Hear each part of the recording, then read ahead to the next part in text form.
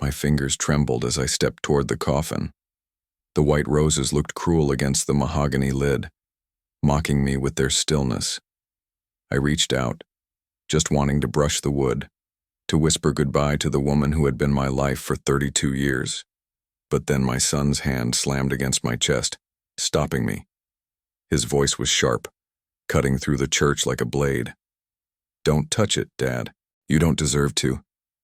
For a moment I thought I had misheard him, that grief was twisting my ears. But no, the faces staring, the whispers rippling through the pews, they told me I had heard correctly. My son, the boy I raised, the boy whose diapers I changed, was blocking me from touching his own mother's coffin. And as if that wound wasn't deep enough, my eyes caught the folded letter resting on the lid, tucked under a rose. My name was written in my wife's handwriting, bold, deliberate, Marcus. She had left me something, a final word, a secret perhaps. My knees almost buckled. The silence in the church was heavier than the air before a storm. I saw the pastor freeze, unsure whether to intervene. Family friends lowered their eyes, too ashamed to meet mine. My daughter shifted uncomfortably in her seat, chewing her lip. But she said nothing. Only my son, Caleb, stood firm, his hand on my chest, his jaw locked in fury. "You don't belong up here," he hissed. "Just sit down." The shame burned hotter than fire. Every muscle in my body screamed to push past him, to take that letter, to claim what my wife had left for me. But I didn't. I turned, my hand slipping from the coffin's edge as if I had touched fire. The congregation stared, their pity more suffocating than their judgment. I walked back to the pew alone, my legs wooden, my heart shredding with each step. I sat down, but my eyes never left the coffin. That letter with my name on it. Why had she left it there, in full view of everyone, only for me to be denied? What cruel theater was this? Caleb gave the eulogy with his voice cracking but his eyes full of rage. He spoke of his mother's kindness, her sacrifices, her loyalty. Every sentence felt like a dagger twisted in me. He painted her as a saint, and he painted me, without ever saying it, as the villain who had broken her heart. People nodded. A few even glanced at me with narrowed eyes. I wanted to stand and scream, "You don't know the truth." But my throat was stone. When the service ended, the coffin was carried out, and I followed at a distance like a shadow. I watched as Caleb carefully kept himself between me and that letter, as if I might snatch it like a thief. He never let me near. My wife was lowered into the earth, the roses thrown after her, and with them that envelope with my name, buried beyond my reach. That night, I sat in my living room with the lights off, staring at the empty chair where she used to read her mystery novels. The quiet tick of the clock was unbearable. My son had humiliated me before everyone, and worse, he had stolen my final moment with her. What right did he have? What poison had filled his mind against me? I closed my eyes and saw her face, not in sickness, not in the hospital bed, but years ago, laughing in our kitchen, flour on her hands from baking biscuits. That woman had loved me. She had chosen me. She had whispered promises under our blanket at midnight when the kids were asleep. How had it come to this, where her death became another weapon against me?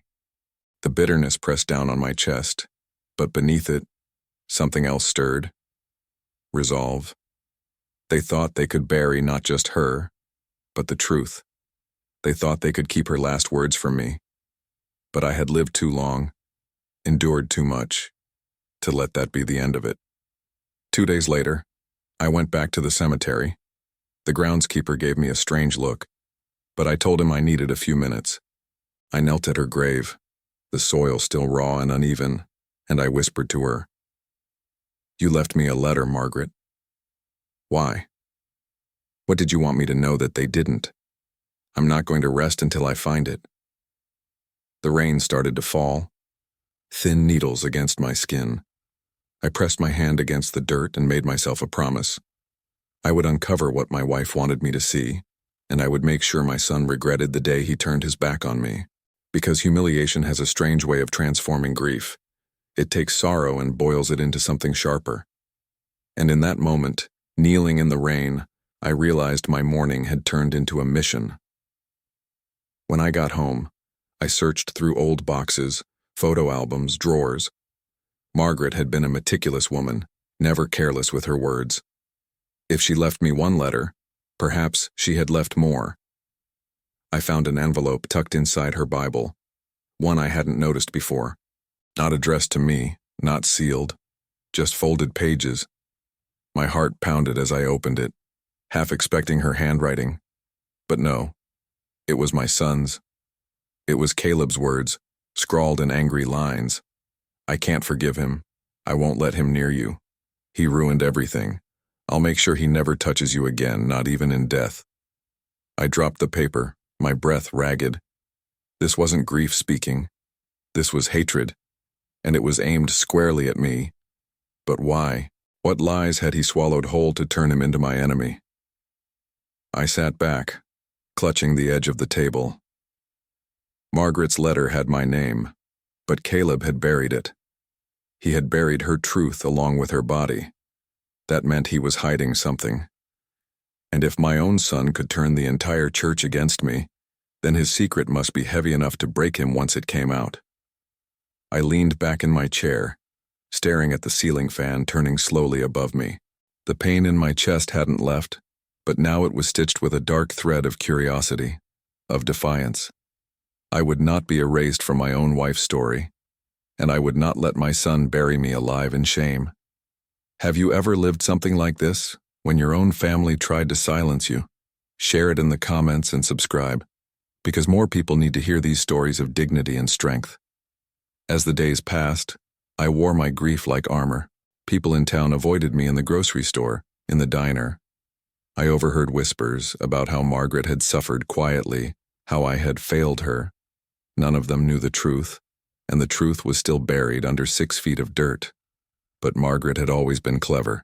If she wanted me to find something, she would have left me a trail. One evening, as I sifted through her old recipe cards, I noticed a slip of paper tucked behind apple pie. It was her handwriting this time. No mistake, just one line. Marcus, trust only what you see with your own eyes. I sat there, trembling. She knew. She knew lies would be told about me, that I would be cut off even at her funeral. That letter on her coffin wasn't her only message. She had hidden more, and if she trusted me enough to scatter them like breadcrumbs, then I had to follow. Caleb thought he had won when he kept me from that coffin. But the game was only beginning, and what he didn't know was that the truth he tried to bury would be the very thing that buried him. Caleb didn't knock. He barged into my house like a landlord checking for leaks. "We need to talk," he said, chest puffed, eyes red. He didn't look at the photos on the wall, or the empty teacup still on the end table where Margaret used to sit.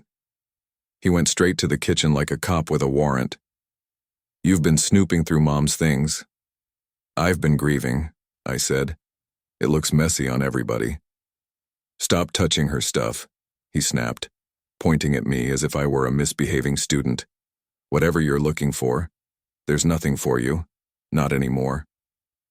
The word hit like a slap. Nothing. I leaned on the counter and smiled. A small, tired thing. "Son, you buried a letter with my name on it.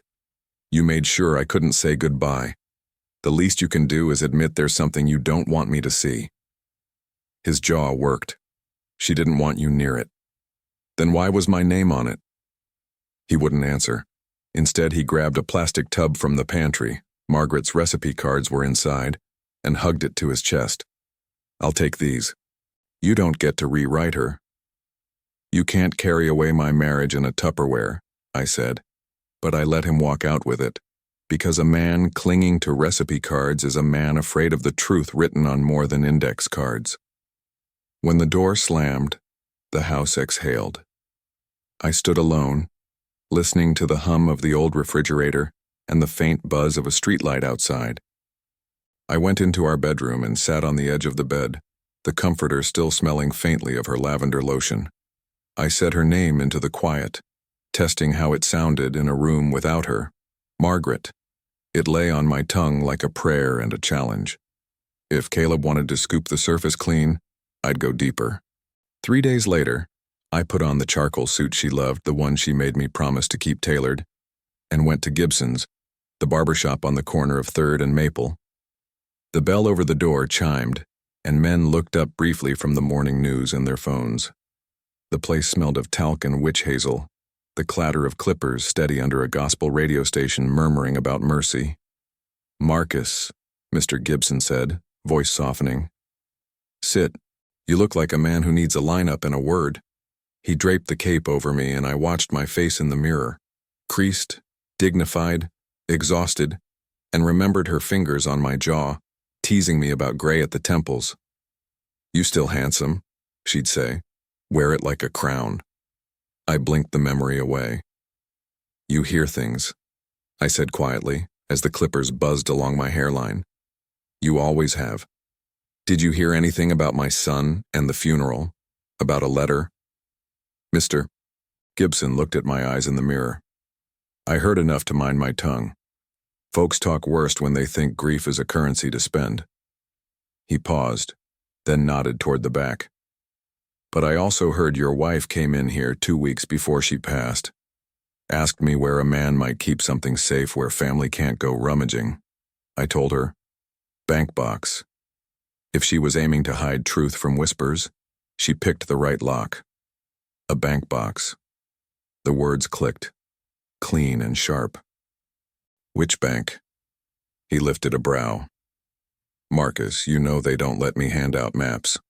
But the first neighborhood branch on Linden keeps things quiet, and your Margaret, she liked quiet."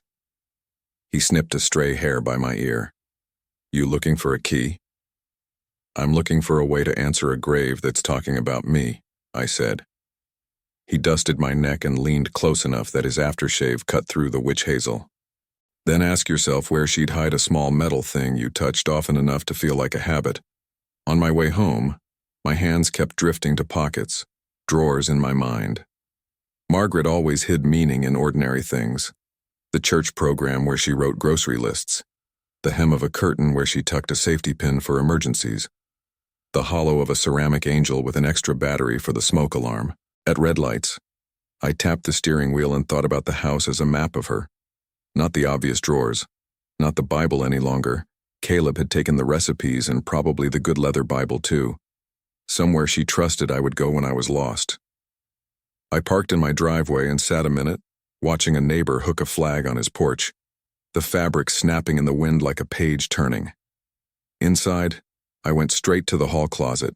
On the top shelf was the blue shoebox where we kept old letters and ticket stubs, the ones from our first trip to the Smithsonian when Caleb was 11 and refused to leave the Air and Space Museum.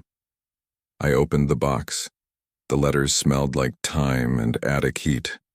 I thumbed through until I found a small envelope tucked under a postcard of the Apollo rockets. No address. Inside was a tiny brass key taped to an index card. On the card, her looping print. "Trust your touch more than your ears. M." I pressed the key into my palm and felt a small, dangerous joy. "I hear you," I whispered. "I hear you now." At First Neighborhood, the manager was polite in that neutral, bankish way. "We do have a safe deposit box in Mrs. Margaret Henderson's name," she said, checking her screen. "Do you have her key?" I held up the brass piece and watched her eyebrows rise just enough to betray interest. "And your identification?"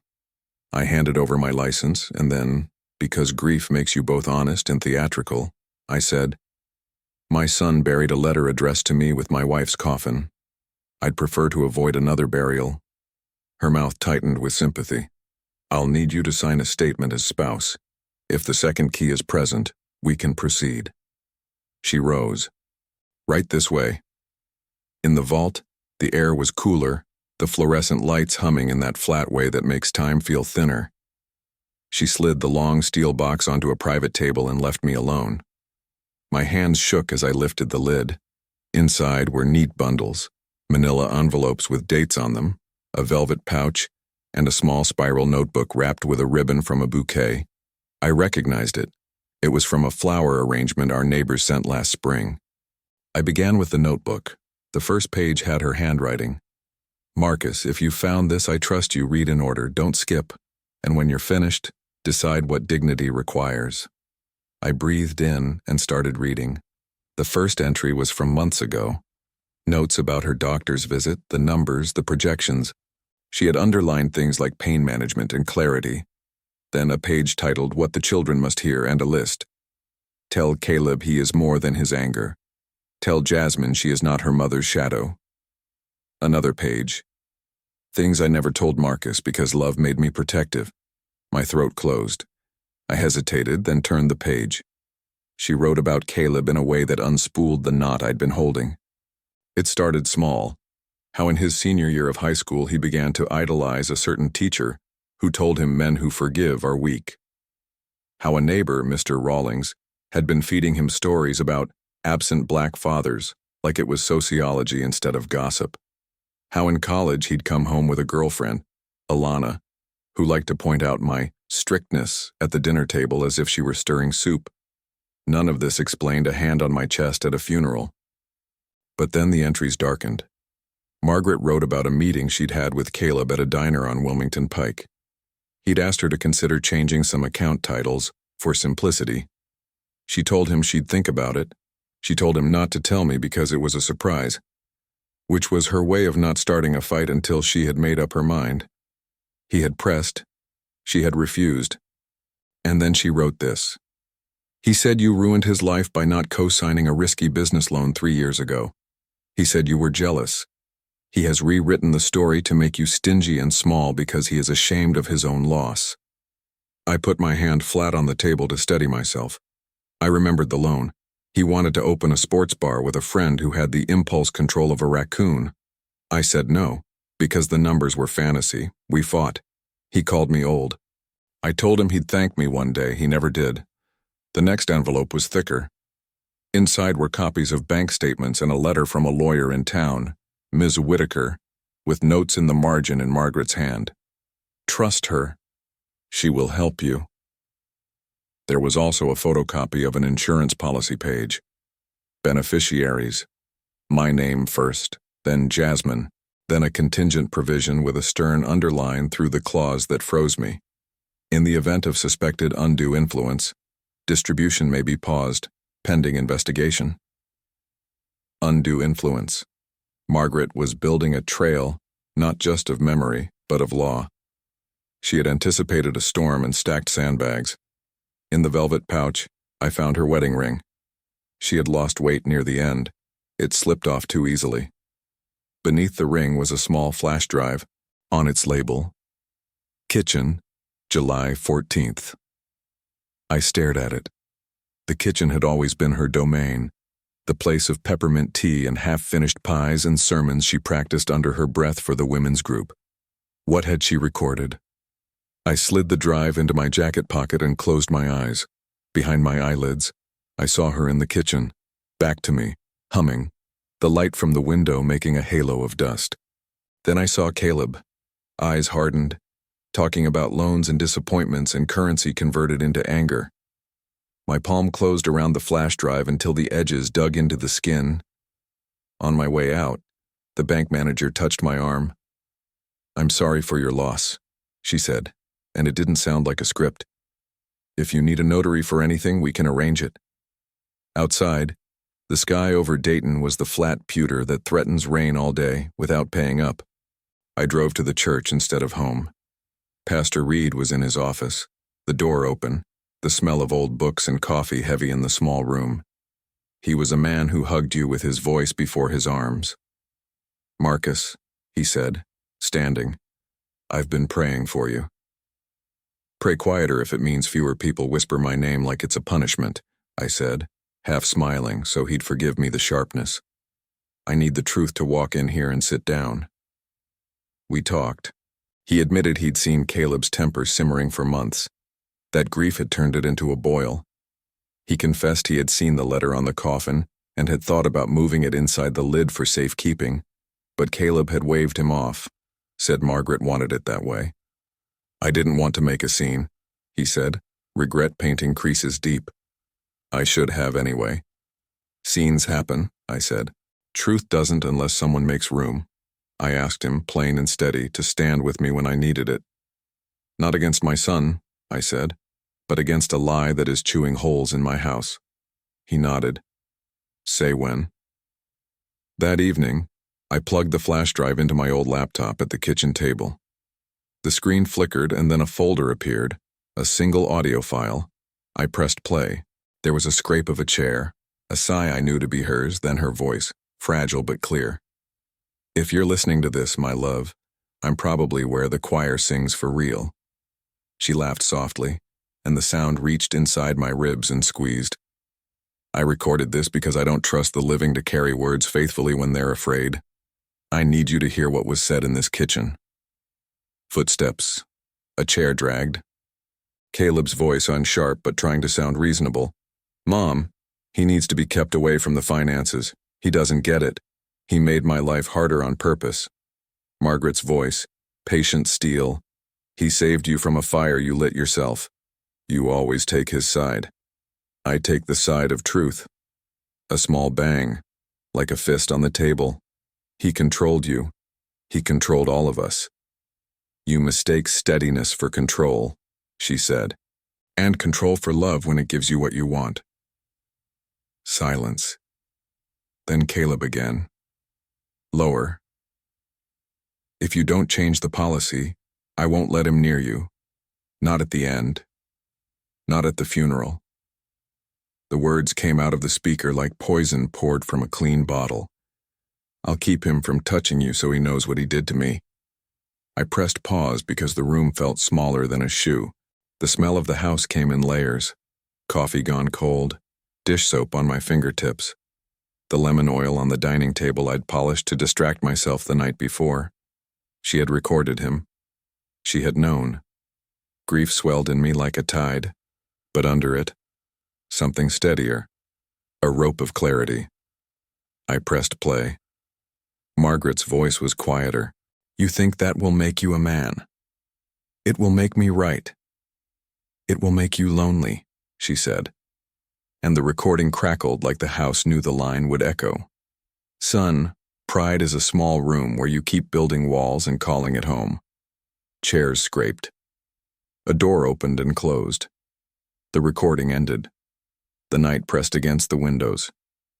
I sat with the flash drive on the table, the ring beside it, my hands folded like a man at a rail. The humiliation of the funeral rewrote itself in my mind with captions beneath it. Not forgiveness yet, not even mercy, but understanding as a necessary blade. When you know the shape of the wound, you can cut it clean. I called Ms. Whitaker the next morning. Her receptionist fit me in by lunch, which told me Margaret's name at the top of my file had its own particles of gravity. Ms. Whitaker's office was small, the books arranged with the precision of someone who believed in the geometry of justice. She shook my hand, looked me in the eye long enough to read the chapter title there, and asked for the documents. I gave her the policy copy, the notebook, the flash drive. When she listened to the recording, her face changed, not surprise, but confirmation. This is undue influence, she said carefully, explaining the term like a teacher who respects the student. It means someone tries to manipulate a vulnerable person into changing legal arrangements. Your wife documented pressure and chose not to bend. She also anticipated events at the funeral. That letter, do you know what it said? No, I said. I wasn't allowed to touch my own history. We can petition the cemetery to exhume for a limited retrieval if we argue the document is material to estate administration, she said, voice even, as if she were suggesting a recipe substitution. It's rare, but grief has its own legal doors when you knock correctly. I exhaled. I don't want to turn her rest into a stage for my son's mistakes. Then we go another way, she said, tapping the notebook with a nail. We follow your wife's trail. We show the church, the family, and if necessary, a judge, that the story Caleb is selling is counterfeit. Sometimes justice is a quiet ledger. Sometimes it's a sermon. Which one suits you? There was a photo on her shelf of a basketball team she coached for girls at the community center. A trophy sat lopsided in front of them. I thought of the Sunday Margaret and I had handed out programs while those girls sang in the choir, voices fierce and off-key as new birds. My wife loved a good sermon, I said, but she trusted paper when people tried to forget. Let's build a ledger so clear even a stubborn son can read it without excuses. We got to work. She drafted letters to the insurance company and the bank. We scheduled a meeting with Pastor Reed for Friday to play the recording in the presence of witnesses. I called Jasmine, my daughter who keeps her anger folded instead of ironed, and told her I needed her. She drove over that afternoon with a casserole and eyes already wet. I wanted to say something at the funeral, she admitted at the door. But Caleb looked like a man at the edge of a roof, and You were kind, I said. We all pay for kindness sometimes. We sat at the table and ate the casserole too hot, burning our tongues because pain at least proves you're alive. I told her about the box at the bank, the recording, the notes. She listened like a woman picking glass from a wound carefully, one shard at a time. Mama wasn't naive, she said softly. She planned like a woman who knows the world is full of men who think planning is paranoia. That night, I dreamed of Margaret in our church kitchen, telling volunteers to put more butter in the mashed potatoes because people need comfort, not judgment. When I woke, my pillow smelled faintly of her hair oil, almond and something floral, and I let the scent anchor me. The house was quiet in that way it is at 5 in the morning, the neighbors not yet stirring, the streetlight clicking off like someone flicked a switch on the sky. I stood at the window in my robe, the pocket heavy with the ring and the flash drive like talismans. I rehearsed what I would say at the church on Friday. Not an accusation, a confession of facts, a laying bare of audio, a reading of a ledger. I imagined the faces, the ladies from the choir, the teenagers who carry the offering plates like they're holding a fragile animal, the men from Gibson's barber shop. I imagined Caleb in the second row, shoulders rigid, jaw set. I imagined my hand not shaking. Thursday, a letter arrived by certified mail. It was from the funeral home. Inside was an apology printed on good paper, and a small sealed envelope taped to the bottom. The funeral director had written, "During casketing, a letter addressed to you was placed under a floral arrangement. We were informed by your son it was to remain in place. A copy was kept in our files as part of our documentation process. We are sending it to you now with respect." My hands trembled as I peeled off the tape. I stared at the envelope. Margaret's handwriting, my name. Marcus. I pressed it against my lips before I opened it because I am a man who believes the body can read. Then I slid a finger under the flap and unfolded the pages. Her words walked out to meet me. "My love," it began, steady and kind. "If they kept you from my coffin, forgive the living their performance. The dead have no patience for theater. I have left you proof, because proof silences gossip. But before you look at any of it, hear this. Dignity is not silence and it is not fury. It is choosing the right volume at the right time. Choose well, Marcus. Make our son face the truth, but leave him a bridge to cross back." I read it twice, then a third time aloud to the kitchen light. There were lines about the insurance policy, about the bank, about Ms. Whitaker, confirmations, not surprises. At the end, she wrote, "When you stand before them, wear the suit I love and bring the ring you returned to me the day we both laughed and cried over a sink full of peaches. Place it on the table so they remember love is a circle, not a weapon." Friday came like a drumbeat. I put on the charcoal suit and polished my shoes until I could see a version of myself in the leather I recognized. Older, yes, but not smaller. I slipped her ring onto my pinky, where it sat snug like a small, faithful moon. At the church, the fellowship hall was full. Miss Whitaker had set up a small speaker, her files neat, her confidence quiet. Pastor Reed stood by the coffee urns like a sentinel. Caleb arrived late, Alana at his elbow, her eyes scanning for allies. He saw the flash drive on the table and smiled a short, dismissive smile. "What is this, Dad? Story time?" "You like stories," I said. "You've been telling one about me." "Don't start," Alana warned. though I noticed her fingers tapping a nervous Morse code on her phone. I looked at my son, and I let my eyes be what they were, tired and clear. "Sit," I said. "Listen.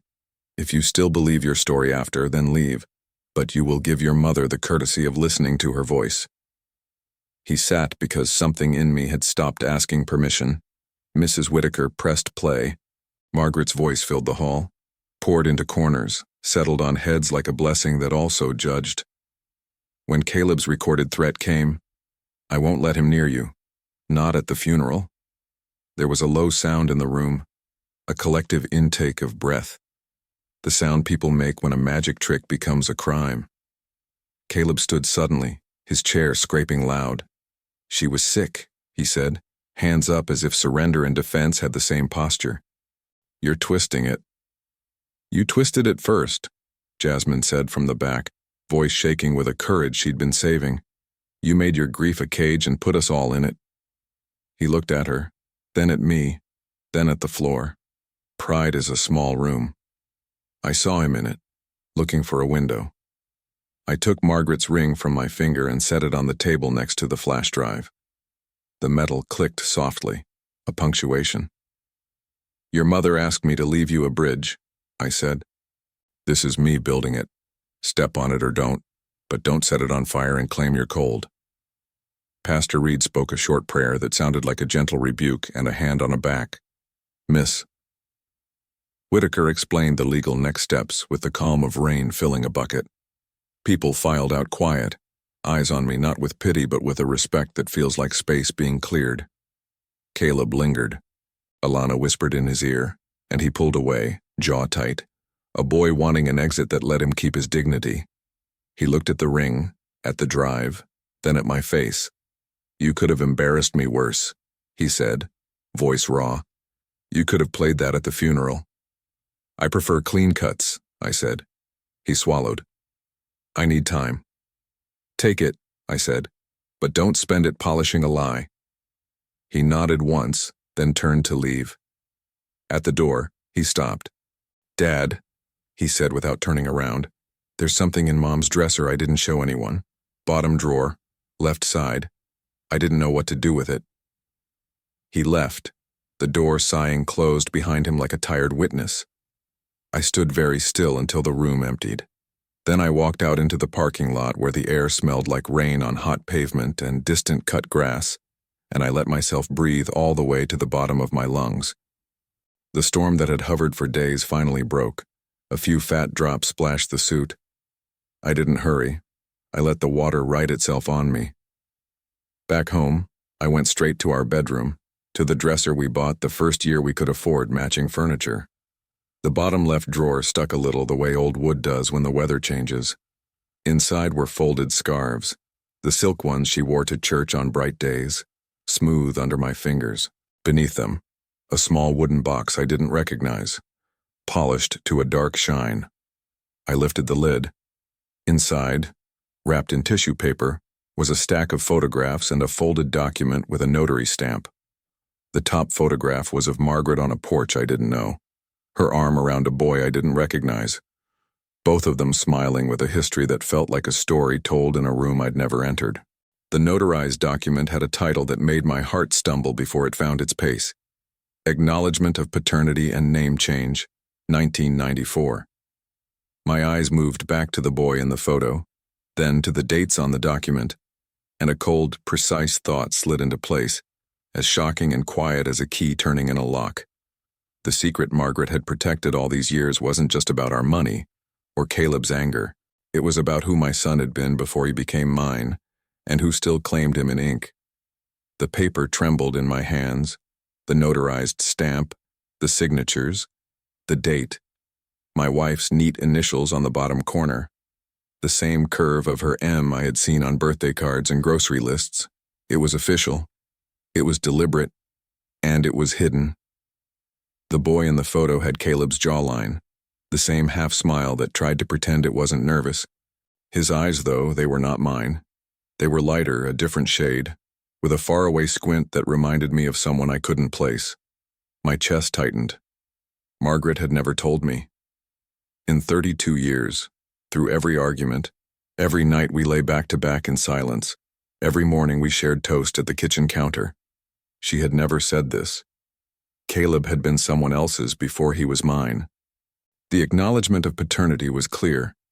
The biological father's name written in block letters I'd never seen before. David Ellison. A name with no history in my life, no stories told at the dinner table. Margaret had signed to allow the name change when Caleb was still small. That's when he became Henderson, when he became mine. I sat on the edge of the bed, the box open beside me, the room around me shrinking and expanding in waves. My mind began stitching memories differently, the stubbornness that never matched mine, the rage that sometimes felt foreign, the sideways glance he gave me at 13 when he muttered, "You're not my real father," and I thought it was just teenage cruelty. Was it?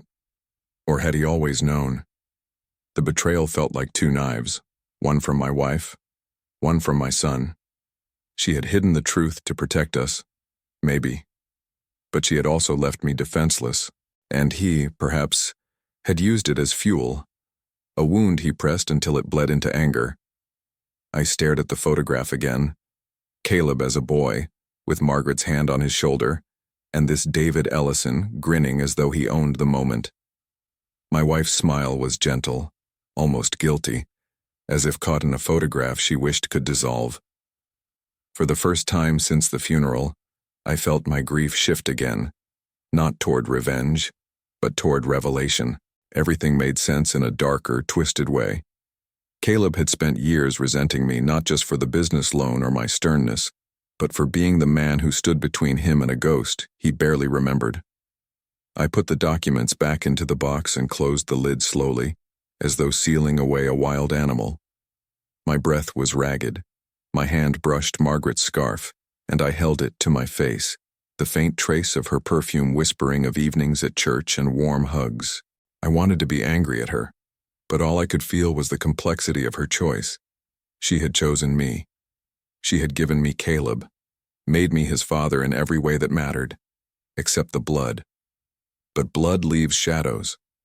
That night, I didn't sleep.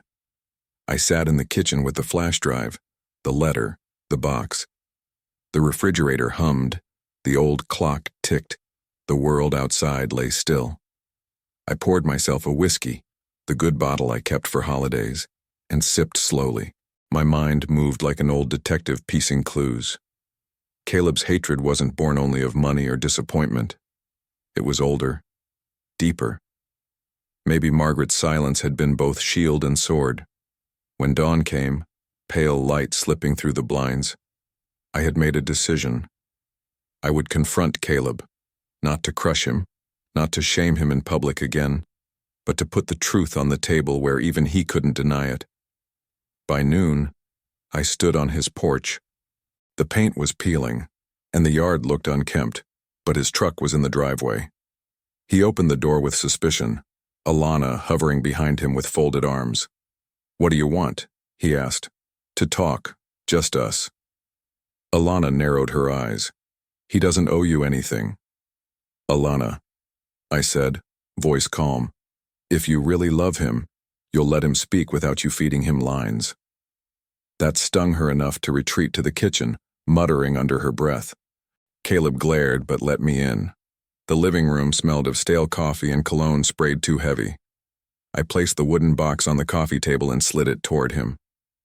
"Your mother left this." His eyes flicked to it, wary. He opened the lid and froze when he saw the photograph. His hand hovered, then snatched it up. His face paled. "Where did you—" "Bottom drawer, her dresser," I said.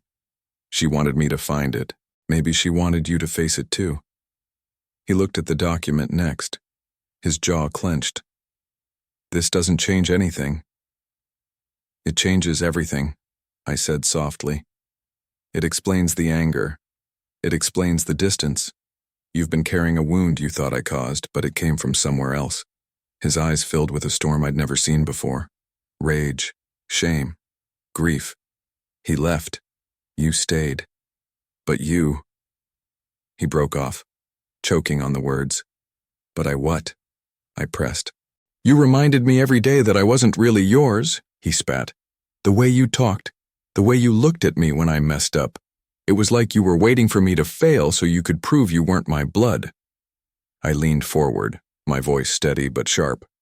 You think I knew. You think I carried this knowledge like a weapon. No. Son, I raised you as mine because I believed you were mine. The only one who carried this secret was your mother, and she did it to protect you. To protect us. Don't twist her love into a lie.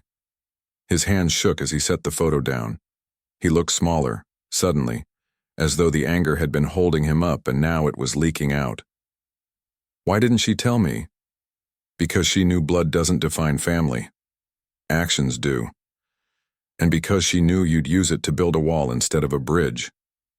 We sat in silence, the air thick, the sound of Alana clinking dishes in the kitchen the only backdrop. Finally, I slid the letter across the table, the one with my name, the one from the funeral home. Read this. He opened it, his lips moving as his eyes traced Margaret's handwriting. By the end, his hands covered his face. His shoulders shook once, twice. Then he dropped the letter and whispered, I hated you for years. I know, I said, and I carried it like a stone in my chest. But hate doesn't change truth. Your mother gave us both a choice. Dignity. What we do with it is on us. He sat back, tears streaking his face, his chest heaving. For the first time since the funeral, he looked like the boy I remembered, lost, in need of a father, even if pride had kept him from admitting it. Alana came back into the room, her face pinched. You don't have to listen to this, she said. Caleb looked at her, then at me. No, he said. I do. She huffed, grabbed her purse, and stormed out. The door slammed, and the house was quiet. Caleb wiped his face and whispered, What do we do now? I leaned back, letting out a long breath. We start with truth. We bring Jasmine in.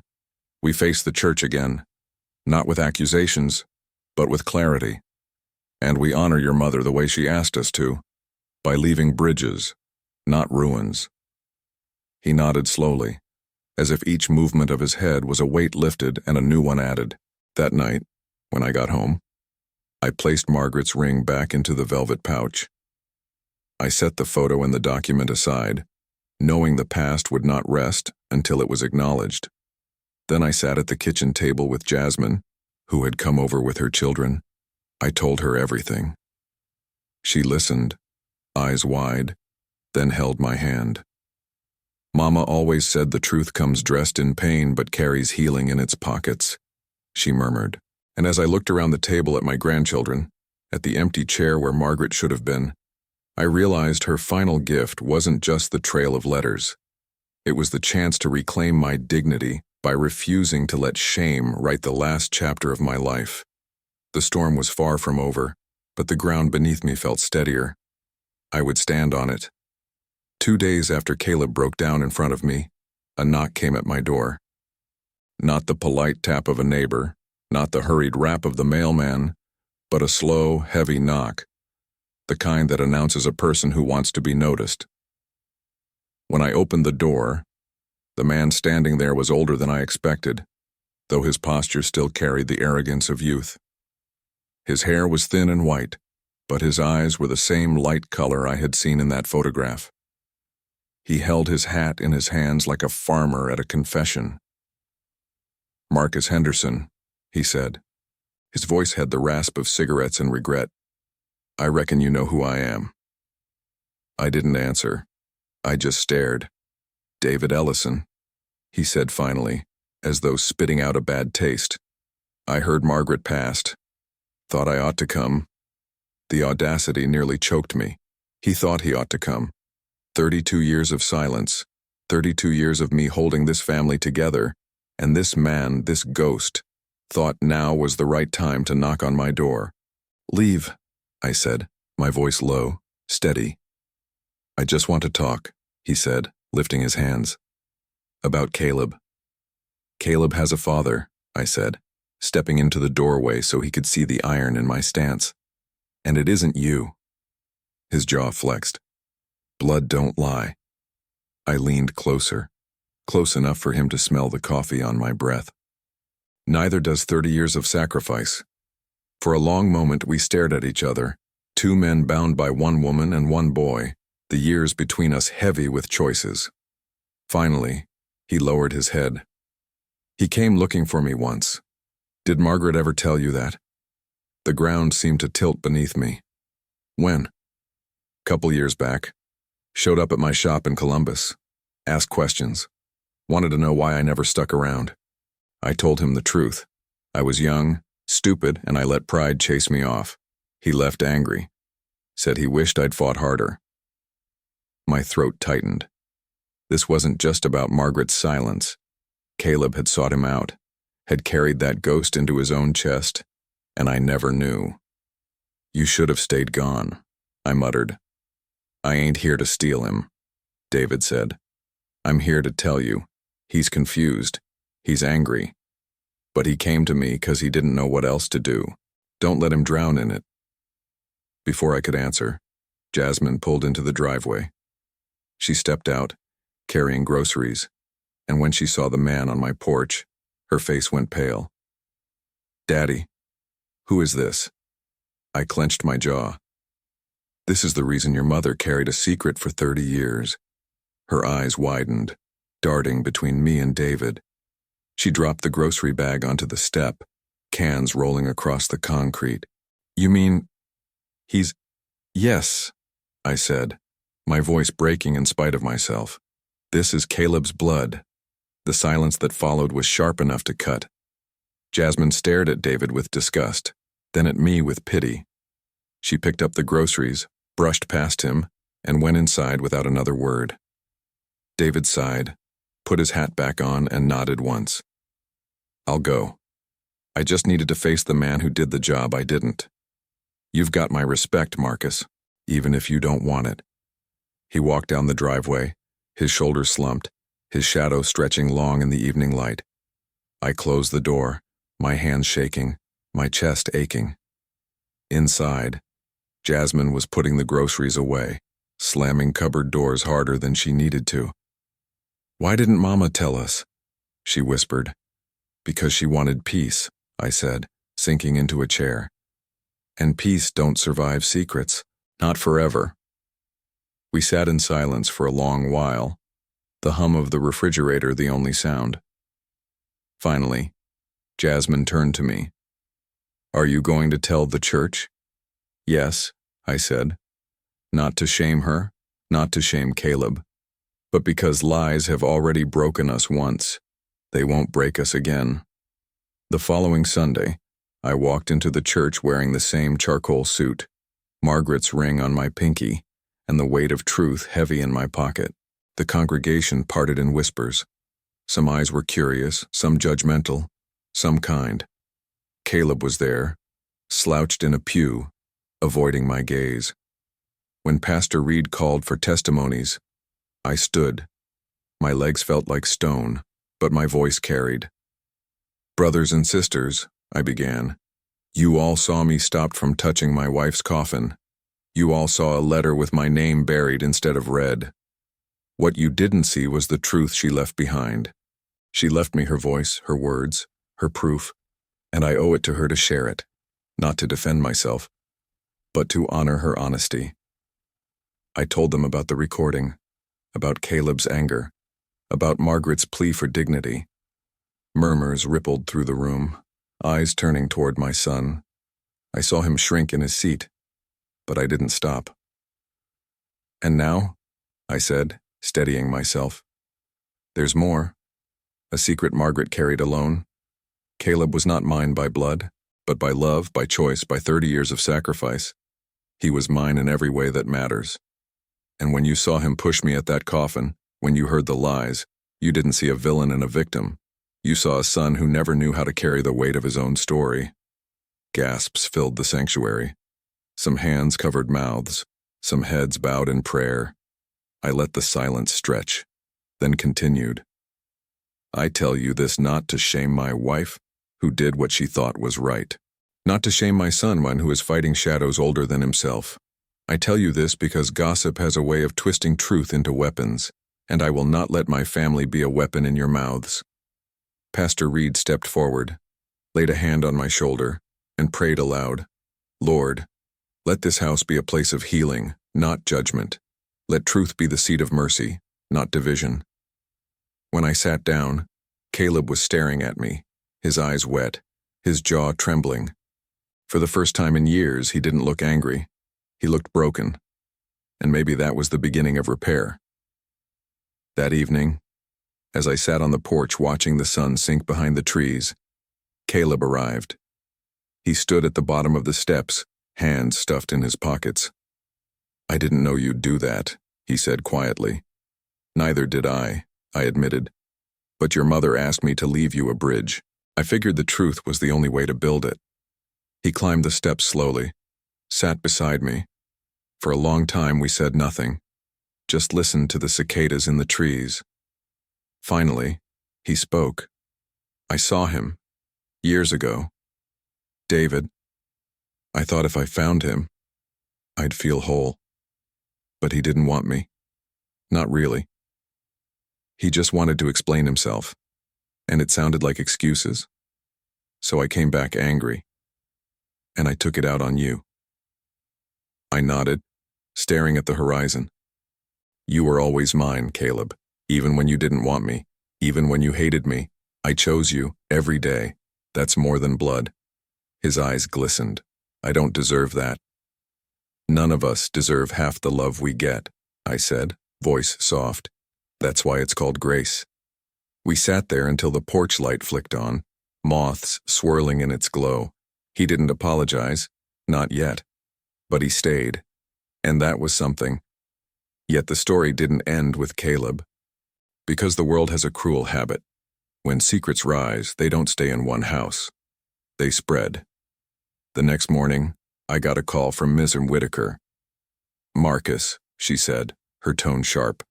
David Ellison just filed a claim. He says Margaret promised him contact with Caleb and that you interfered. He's asking for recognition in the estate process. The old man hadn't come to honor Margaret. He'd come to stir the pot, to carve himself a piece of dignity he hadn't earned. My hand tightened around the phone. Then it's time we stop playing defense, I said. It's time to show the whole town what a man really is, by blood or by choice. And I knew then. My revenge wasn't just for the humiliation at the funeral. It was for every shadow that had been cast over my family, and I would not rest until the light touched every corner. The papers arrived 2 weeks later, thick with stamped seals and legal jargon. David Ellison was demanding recognition, not as a grieving acquaintance, not as a forgotten footnote, but as Caleb's biological father with standing in estate matters. He claimed Margaret had intended to reconcile, that she had spoken to him about leaving something for him, lies dressed in formal language, printed in black and white. I sat at my kitchen table, the packet heavy in my hands. Jasmine read over my shoulder, her eyes narrowing. He's trying to steal Mama's memory, she whispered. No, I said, folding the papers carefully. He's trying to steal dignity. Mine, Caleb's, even hers. But he doesn't understand. Dignity isn't for sale. I called Ms. Whitaker immediately. Her voice was brisk, efficient. Marcus, we'll handle this. He has no legal ground. He abandoned his rights 30 years ago. The only card he's playing is confusion. But sometimes confusion is enough to sway opinion. That's where you come in. Opinion? I asked. Yes, she said. Courts follow law. Communities follow stories. He'll tell his story. You'll need to tell yours louder, clearer, with proof. Margaret left you that proof. Use it. That evening, I gathered everything Margaret had hidden. The flash drive, the notebook, the letter, the documents. I laid them out on the table like weapons before a battle. Caleb sat across from me, his eyes darting, his face pale. Dad, he said, the word sounding strange and fragile on his tongue. If this goes public, everybody's going to know. About Mom, about me. They already know pieces, I said, and gossip loves missing pieces. We give them the whole picture. It's the only way to stop David from painting it himself. He rubbed his forehead. I don't know if I can handle it. You don't have to, I said gently. I'll carry it, like I always have. For a moment, he looked at me the way he must have when he was small, trusting, scared, but willing to believe I could hold the world steady. It was enough. The hearing was set in the county courthouse, a red brick building that smelled of dust and old wood. On the morning of Becker, I wore the charcoal suit again, the one that had become my armor. I slipped Margaret's ring into my pocket. Caleb walked beside me, his shoulders hunched, his jaw tight. Jasmine followed, her children in tow, their small voices echoing in the wide hall. David was already there, sitting with his lawyer, a slick man in a gray suit with hair too perfect to be honest.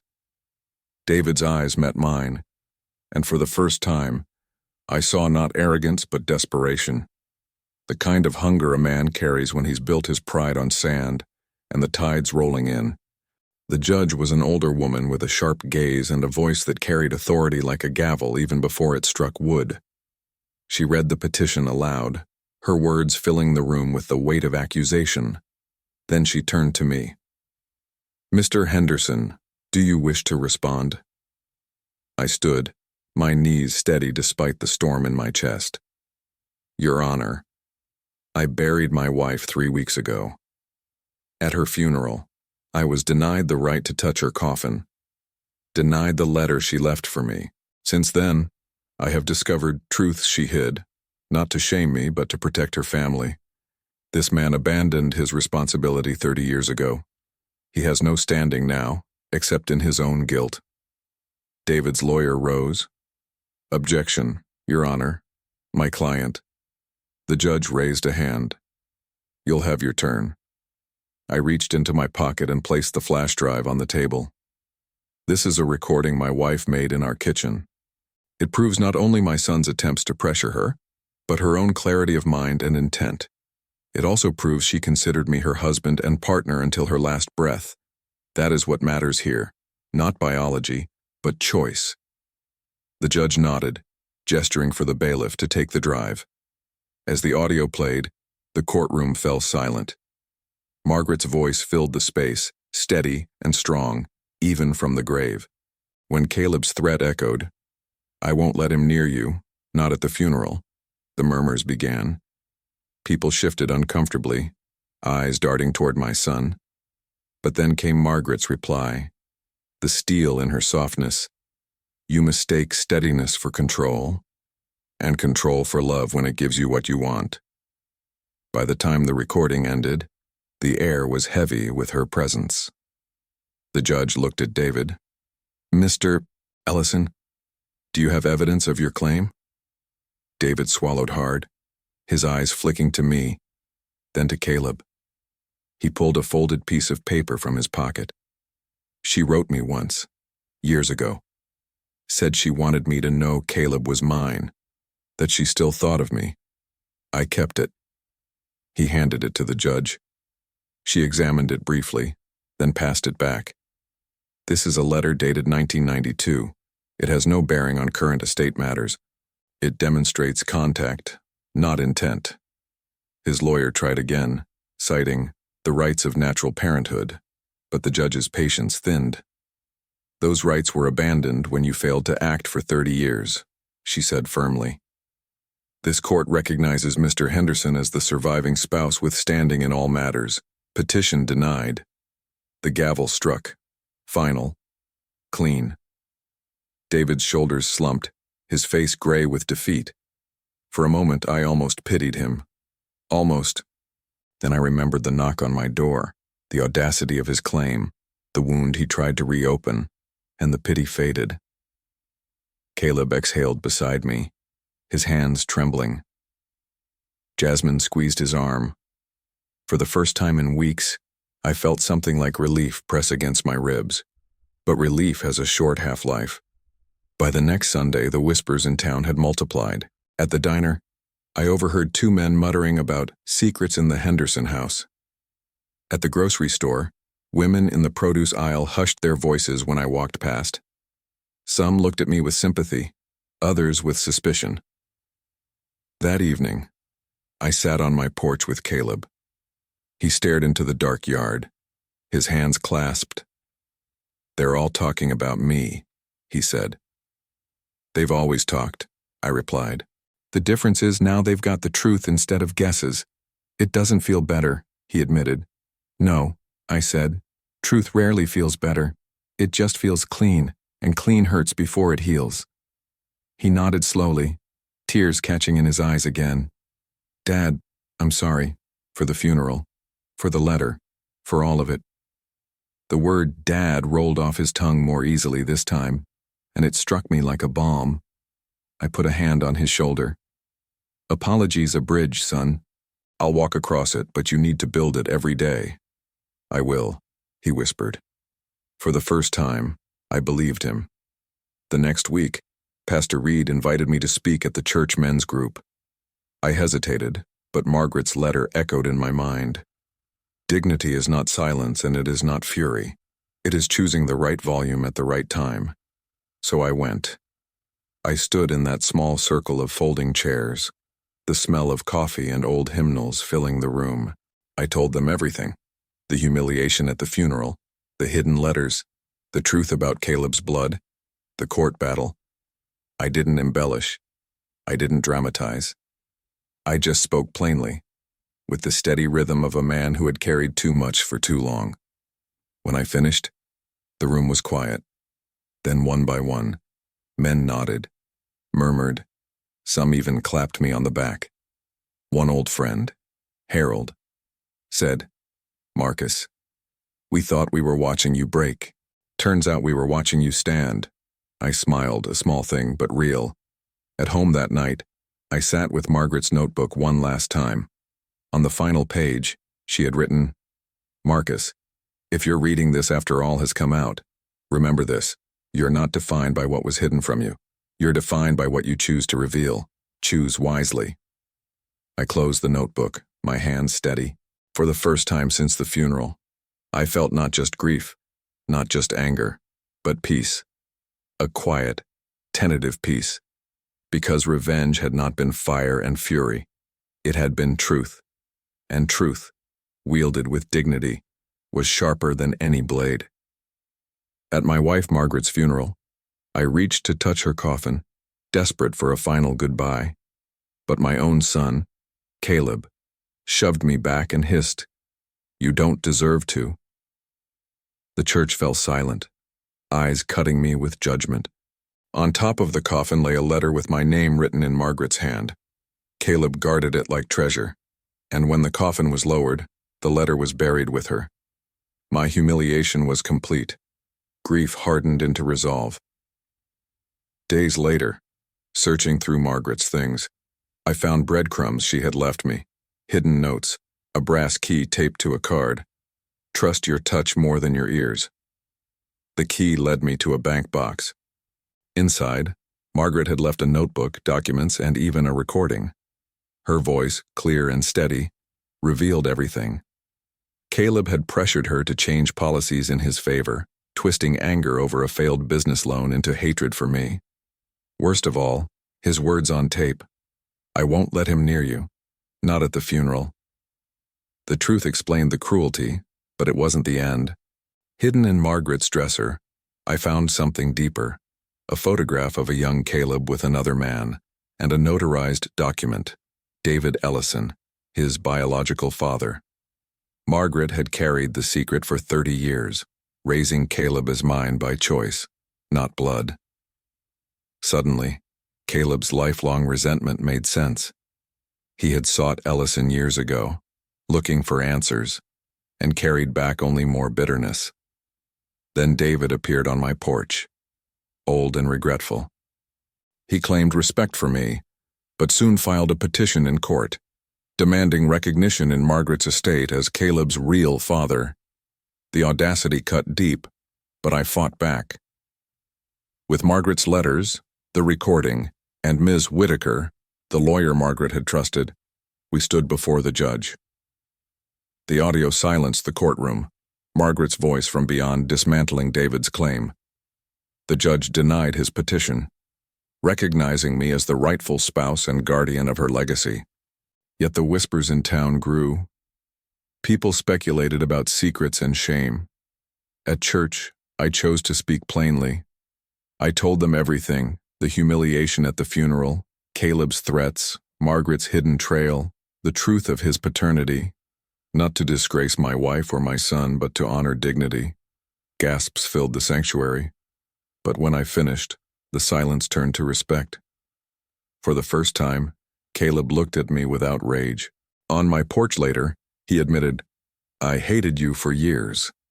And then, softly, "Dad, I'm sorry." It wasn't a perfect bridge, but it was a start. Margaret's final letter reminded me, dignity is not silence and it is not fury. It is choosing the right volume at the right time. My revenge was not a blow or a spectacle. It was truth. Truth spoken clearly, carried with dignity, leaving even my son a path back home. Because in the end, blood did not define us. Choice did.